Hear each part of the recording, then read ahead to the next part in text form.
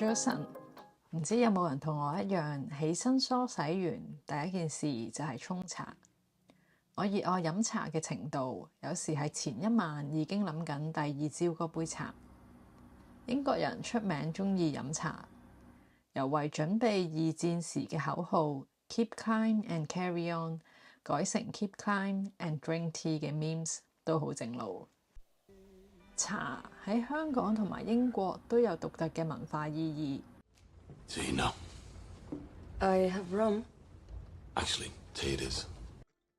喺香港，無論係去酒樓，大家坐低飲啖茶，食個包，定係去茶記飲杯絲襪奶茶。喺英國，傳統英式下午茶配 scone 同三文治，落糖先定落奶先都可以有唔同派別。咁如果香港人同英國人 battle， 究竟邊個更加鍾意飲茶呢？一日又飲幾多杯？我哋一於用現有嘅數據去比較一下。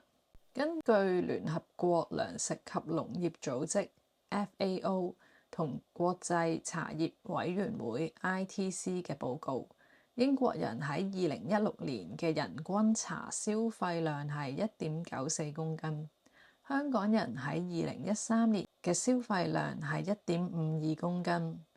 呢啲數據係目前公開資料中最可靠嘅來源，但係因為年份唔同同埋量度嘅方法可能有差異，唔排除有少少誤差。為咗更加具體俾大家了解，我哋將數據換成每日飲幾多杯茶。假設一杯茶用2克茶葉，1公斤就等於500杯。英國人消費 1.94 公斤，即係970杯一年，平均每日飲 2.7 杯。香港人消費 1.52 公斤，即係760杯一年，平均每日飲 2.1 杯。咁睇嚟，英國人飲茶嘅量係比香港人多啲。不過原來一山還有一山高，土耳其嘅數據更加誇張。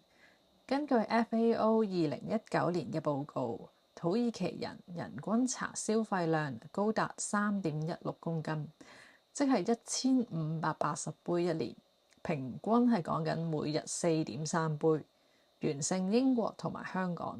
呢個數字都幾驚人。茶喺土耳其係社交飲品，佢哋好多時都會喺茶館相聚飲茶，所以無論喺香港、英國定係土耳其，茶都係生活中好重要嘅一部分。香港受中西日文化影響，飲奶茶又會飲鐵觀音，仲會飲埋日本綠茶。相反，英國就比較單一，主要都係飲返 English breakfast tea 同埋 Earl Grey 呢一類嘅紅茶。不過根據市場研究，年輕一代同埋注重健康嘅消費者多咗飲唔同類型嘅茶，例如近年好興嘅抹茶，而全球抹茶市場預計喺2023至到2028年之間，仲會以每年 6.6% 嘅增長率增長。你哋又鍾意飲咩茶呢？一日飲幾多杯？咩時間飲？記得留言話我知。希望你哋鍾意呢條片，下次再為大家開箱有趣嘅數據。拜拜。如果你鍾意我嘅影片，記得 like、comment 同埋 subscribe，支持我一波。